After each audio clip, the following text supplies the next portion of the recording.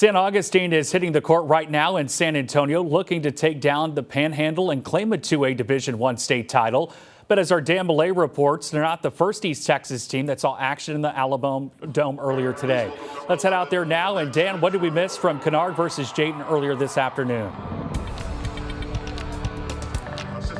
Hey, Brennan, yeah, I'm sorry to be the bearer of bad news, but you really didn't miss much. Jayton came into that game looking to win its third straight state championship, and, well, the Birds were prepared for the task, dominating from wire to wire. Brennan, there were moments in that game when it seemed like Kennard was starting to gain some momentum. Shot made here, defensive stop there, but that's all they were, moments. The Tigers were down 29-18 after the first half, and courtside we were thinking, okay, tough half, but surely things will get better after the break, right? Things, in fact, got worse.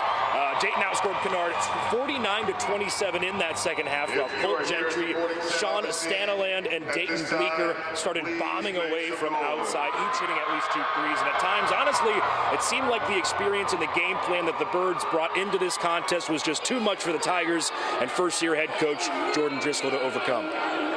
I told them, last night, this morning, I'm like, look, they kind of have the advantage. This is kind of their backyard, and they're used to playing here. And I said, but it doesn't matter. I was like, that's why you play the game. Records don't mean anything. Rankings don't mean anything. You have the same shot they do. You just got to give it your all. And when we started to get down, it was like you're still at the top of the mountain. You got here. There's nothing to hang your heads about. And I think we battled till the end. And I couldn't be more proud of them.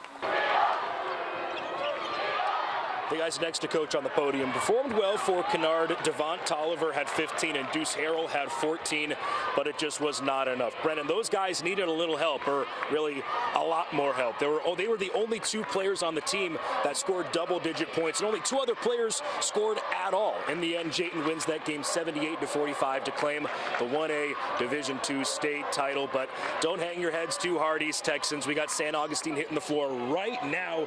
They're taking on Panhandle, looking to capture that 2A Division I title, and after that it's Martins Mill. So still some opportunities for East Texas to come home with some hardware. For now, Brennan, I'll send it back to you in studio.